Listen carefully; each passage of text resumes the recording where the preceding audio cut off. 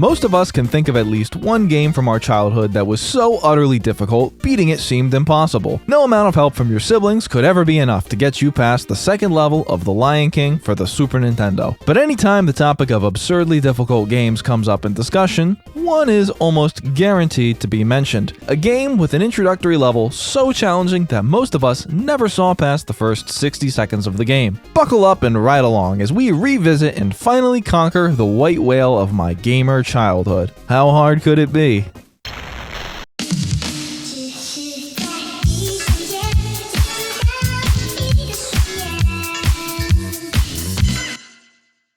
Driver, You Are the Wheelman was released on the original PlayStation in 1999, selling millions of copies and spawning a franchise that would see 5 sequels. The title was developed by the studio Reflections Interactive, which, like every other good game company from the 2000s, has since been absorbed by Ubisoft. Driver featured large open worlds, a robust physics engine, and spectacular visuals for its time. Praised by critics for its unique blend of simulation and arcade driving mechanics, the game set itself apart with its forefront simplicity. It's Driver. You drive. While it's most commonly known as a PlayStation game, some would argue that the Windows version offers the superior experience. This PC port is how I first experienced Driver, so this will be the version that I'm playing today. Despite the game's commercial success, the original Driver has only ever seen one official remake, which was for the iPhone. But same as with many other great App Store exclusives, the game has since been delisted forever. Unsurprisingly, Driver's got a few quirks that make it a bit annoying to run on modern Windows. As was common for the era, the game only supports 4:3 resolutions. Additionally, without having the disc inserted, none of the game's music or cutscenes play. But probably most importantly, the game doesn't even launch due to its reliance on the now deprecated DirectDraw API. Wow, would you look at this installer? The nostalgia is hitting hard. Driver offers a few different game modes for you to try. Undercover, the story mode, 7 different types of challenge missions, and a free roam mode. As a kid, all of my time was spent in this take-a-ride free roam mode. I loved driving my car all around San Francisco, carefully obeying traffic laws. Now, I would have loved to play the campaign, but it was so difficult that I couldn't even get past the tutorial. If you know one thing about Driver, it's definitely this introductory level, called The Interview. Inspired by the iconic scene from the 1978 film The Driver, this level takes place in an underground parking garage. In an attempt to show off your driving skills, you're given a list of 9 maneuvers and have 60 seconds to perform them, all without scratching your car. Pull this off and you'll win the trust of the local gangs, securing your place as a trustworthy getaway driver. Despite people online commonly referring to this as the tutorial, it's actually just the first level. Completely separate from this campaign are 2 real tutorial levels that can be accessed from the main menu. Here, you can practice handling the car and even watch a ghost show you how to successfully complete the interview. The reason that this level is so difficult is primarily because of the way cars handle in this game. Each one of the game's 18 playable vehicles are inspired by the real cars of the 70s and 80s. With heavy bodies and weak suspension, no power steering or anti-lock brakes, these drive more like boats than the cars of the modern era, and controlling them with the PlayStation's D-pad or the keyboard arrows isn't going to make things any easier. Now that we've got a bit of practice, it's time to see if this level is really as frustrating as I remember. As soon as the level starts, accelerate and tap the handbrake and burnout keys while making the first left turn. This will immediately check off 2 of the items on the list. Then, drive around the perimeter of the garage as fast as possible, drifting around each turn and avoiding the parked cars. Next, straighten up and floor it down the middle of the garage. Right when you pass this green car on your left, slam the reverse key to come to a complete stop. Reverse until you have some room to move, and then turn the wheel hard to one side until your car is rotated between 60 and 90 degrees. Once your car is at an angle, accelerate and turn as hard as possible in the opposite direction. Then, all you need to do is head to the opposite side of the garage and do the slalom, which requires you to serpentine through the pillars in the garage. Once you've completed the slalom, move to the center of the garage and turn hard while accelerating. This will spin the car in circles, and you'll get both the 180 and 360 challenges. And that's it. Not too bad at all. Something that was literally impossible as a kid took me less than 30 minutes to master as an adult. I wonder if I was just bad at games or impatient. Probably both. Once I felt comfortable behind the wheel, this level was a piece of cake. I ended up spending another hour just doing this level over and over again, trying to finish it in less than 45 seconds. Anyway, after you ace the interview, our career as a getaway driver begins. While Driver has a story complete with voice acting and pre-rendered cutscenes, it's delivered in such a confusing and unintelligible manner that it might as well not even exist. The muffled voices, low-quality video, and stiff animations all blend together for a disastrous presentation. This was pretty bad, even for the time. Regardless, understanding this story is not important in the slightest. All you need to know is in the name. Driver, you're the wheelman. The undercover story mode sees us playing as the race car driver turned cop, John Tanner. Working for the New York Police Department, Tanner is tasked with going undercover to investigate crime by committing crimes himself. Posing as a promising getaway driver, you show off your moves to a gangster in a parking garage and get welcomed to the crime network. With your name in the black market phone book, you'll soon have no shortage of requests for your aid and abetment. After accepting one of the available offers in our inbox, we're thrown headfirst into the game's first set piece, Miami, Florida. Wow, this is so realistic. It's like I'm really there. Driver's campaign takes us through 4 major US cities: Miami, San Francisco, Los Angeles, and New York City. Each city consists of one open world map that takes around 3 minutes to drive across. You'll even get to visit famous real-life landmarks like the Brooklyn Bridge or Grand Central Station. Our first level, the bank job, sees us acting as a getaway driver for a bank robbery. As we drive across the city, let's take a few seconds to soak in the views. The PlayStation version of this game pushed the console to its absolute limits, packing huge levels into the console's 2 megabytes of RAM. Remember, this was released in 1999. GTA was still 2D. Driver was in a league of its own. The PC port of Driver features higher resolution textures, a greater draw distance, and additional car models for traffic, and of course, a higher frame rate. The game also features a sort of day-night cycle, with the missions that take place at night showing off the game's stellar lighting and reflections. The aesthetic of low-poly models mixed with realistic textures is one of my favorites. It hasn't exactly aged as gracefully as others, but it just screams 90s. This kind of stuff was really impressive back in the day. It's about as close to realism as you could get. If it drives, you can break it. All cars and drivers show persistent visual damage when involved in collisions. Reflections' previous title, Destruction Derby, allowed the team to become early pioneers of destruction physics in racing games. In the world of Driver, it's a legal requirement that all major roadways consist entirely of right angles. While it does look kind of silly, it makes drifting around corners consistently easy, since there's never going to be any unexpectedly sharp curves. Driver is a simple game, both in nomenclature and delivery. The in-game HUD consists of just 4 elements: a damage meter, a felony meter, a timer, and a minimap. Exclusive to the PC version, you have a rear view mirror as well, which is quite helpful during the chaotic police chases. It's always fun to look back and see the police cars behind you smashing into oncoming traffic. The damage meter is self-explanatory. It accumulates every time you bump into something, and if you max it out, you'll lose the mission. The felony meter below it fills as you perform illegal activities, such as running red lights, speeding, or crashing. The higher your felony meter, the more aggressively police will hunt you down. Maxing this meter doesn't fail your mission, but it might make it impossible to finish in time. Driver teaches you as early as the first level that you need to go fast if you want to succeed. This ever-present sense of urgency is indicated to us via the timer in the bottom left corner. The last item on this list, the minimap, not only shows you where to go, but it also allows you to see the locations of nearby police officers. This is important, as you'll want to follow traffic laws whenever a cop is nearby, and then drive like a maniac as soon as they're out of sight. It's honestly quite refreshing to play a game this simple. Driver doesn't try to be anything it isn't, and that's perfectly fine. In contrast to the simple gameplay,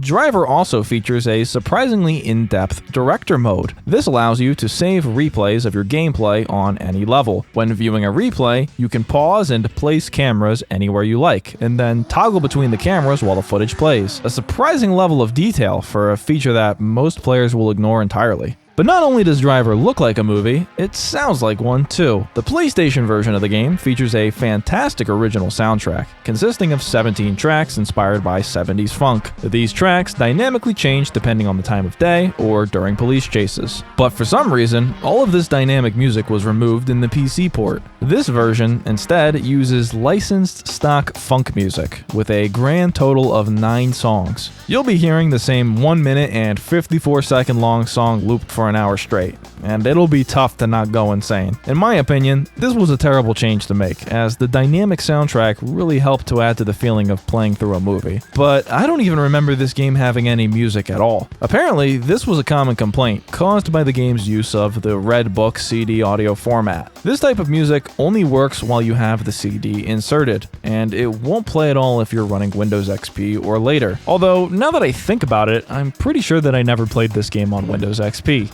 only on Windows ME.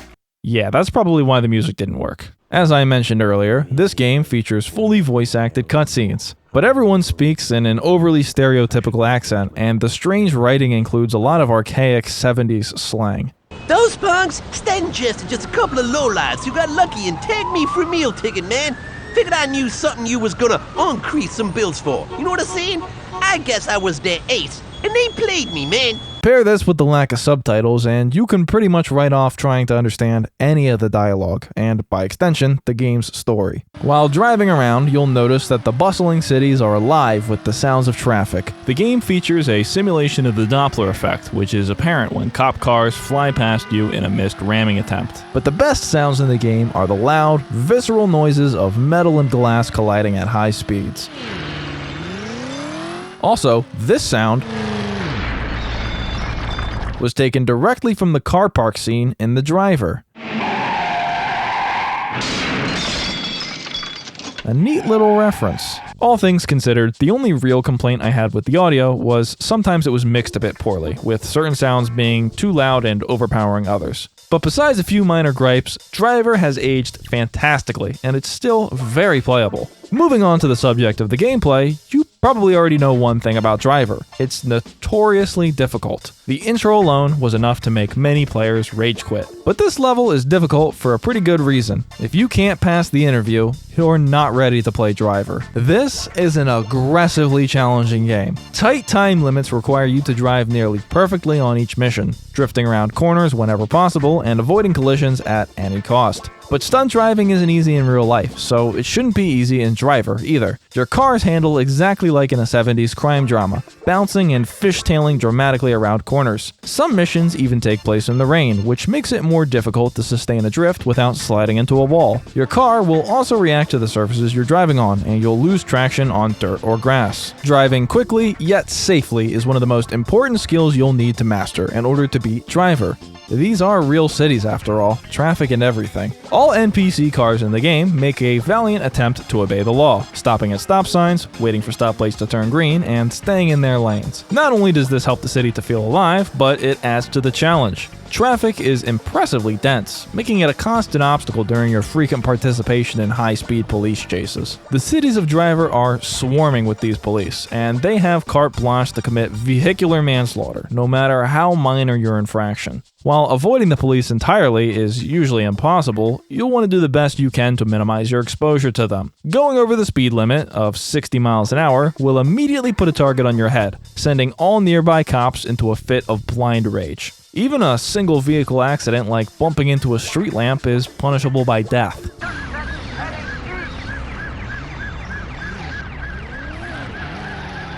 While running from the police, you're able to shake their tail, although it's quite difficult. The cops will spawn in a radius around you, barreling towards you at breakneck speeds. Additionally, they'll set up roadblocks, which are sometimes hard to avoid without ramming into. Now, you can take quite a beating before maxing out your damage meter, but you still want to avoid collisions as much as possible since you're on a time limit. Police drive faster and act more recklessly depending on how full your felony meter is.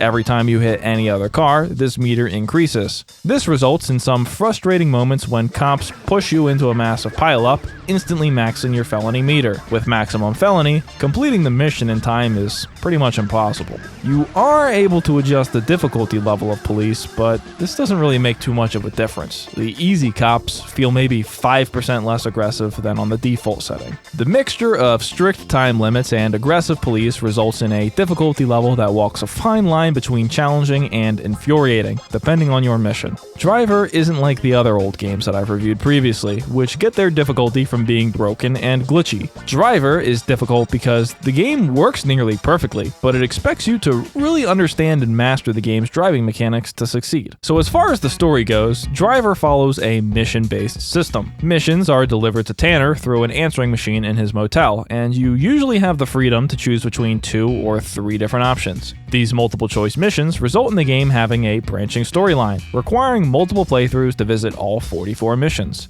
Some missions are split into multiple parts, with a loading screen separating the different objectives. This means that there is technically a most efficient route to completing the game, where you just pick whatever missions have the fewest stages. With all of this in mind, your playthrough of Driver might not be the same as mine, as it all depends on which missions you decide to accept. The story, however, stays the same. After passing the interview and gaining the respect of local gangsters, Tanner takes his first gig as a getaway driver for a bank robbery. This type of mission is standard for Driver. Drive to point A, get chased by the police, shake their tail, and arrive at point B. The first variation on this theme is found in a mission where you're asked to meet up and exchange a briefcase for a key. The intended recipient double-crosses you and flees in a boat. You must then chase the boat all the way across Miami, keeping it in sight while navigating the congested causeways. This mission was frustrating at first, as keeping up with the boat is difficult given the game's short draw distance. However, once I figured out the route that the boat would take, I could just drive straight to where I knew it was going to be and then wait for it. After his success with these small jobs, word of Tanner's driving skills reached the pimp Rufus, who then enlists Tanner to rescue an associate of his from police custody. In this mandatory mission, you're tasked with chasing down an armored police van and ramming it off the road. These chase levels are some of the more entertaining ones the game has to offer, mostly due to the reduced focus on police chases. I love the way that the AI cars drive in this game. It really adds to the action movie vibe. Nobody ever drives in a perfectly straight line. They make drastic turns and drift around corners. The cars that you're chasing after will try to serpentine through traffic, and they're always faster than you, so you'll need to drive quickly and carefully if you want to keep up. Once we've smashed the armored car and rescued Jean Paul, we're asked to help with some extortion, drive around town, and smash the windows of some local restaurants. After this, pick up a shipment of drugs at the pier and return to your motel. We soon learn that Rufus has been shot dead by his girlfriend, Jessie, and we've got to catch her before she escapes on a monorail. This mission is pretty much the same as the one where you chase the boat. After intercepting Jessie, Tanner turns her over to the police.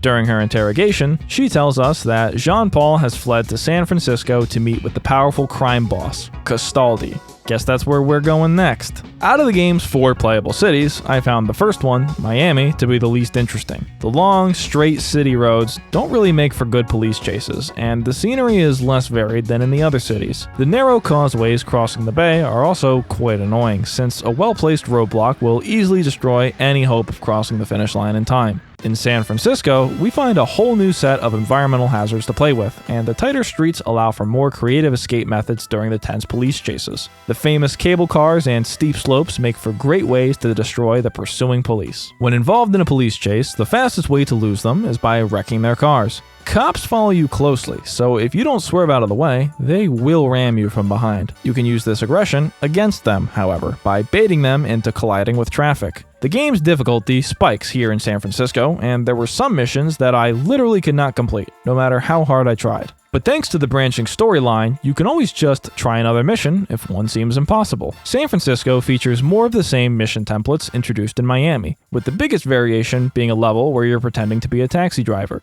In this mission, you're required to drive like an absolute maniac to scare your passenger. Unfortunately, the game is pretty picky when it comes to deciding what is and isn't freaky. You only have 60 seconds to fill this freak-meter, and just driving fast and crashing isn't going to fill it up enough to complete it in time. Therefore, you're better off just doing donuts, as it's the simplest way to fill the bar.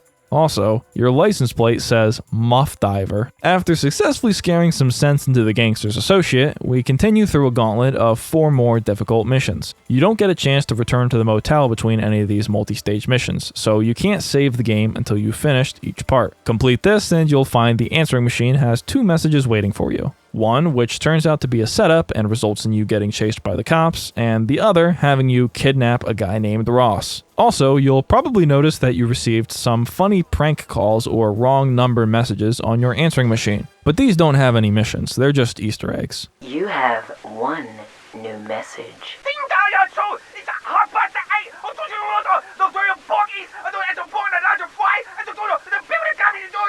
As I've already said multiple times, the mission variety in Driver is shallow, and that taxi level was the rare exception. The other 99% of missions are the usual drive from point A to B as fast as possible. Now I think this would be a much bigger problem if the game was longer, but with only 22 required missions, you'll be finishing the story at around the same time you start getting bored. It's about now that Tanner gains the attention of Castaldi and begins working for him as a driver. While doing this, Tanner reunites with his former racing rival, Rusty Slater, who's also working as a driver for Castaldi. Then, out of nowhere, we're suddenly introduced to a character named Mojo, who is some sort of informant. Mojo then gets kidnapped, and your next mission has you driving all around San Francisco to visit phone booths. At each phone booth, Tanner gets a call telling him which phone booth to go to next. At the third of these phone booths, you rescue Mojo, who reveals that Castaldi is plotting to rig the next presidential election. Tanner then realizes that Slater's been spying on him this entire time. Fearing his cover might be blown, we complete another Destruction Derby type mission, where we chase and destroy Slater's car. After wrecking his car, the police show up and arrest Slater while you get away. Then, the Castaldi gang officially recruits you to be their exclusive driver. Castaldi don't want you working for no one else from now on. Only his contacts, understand?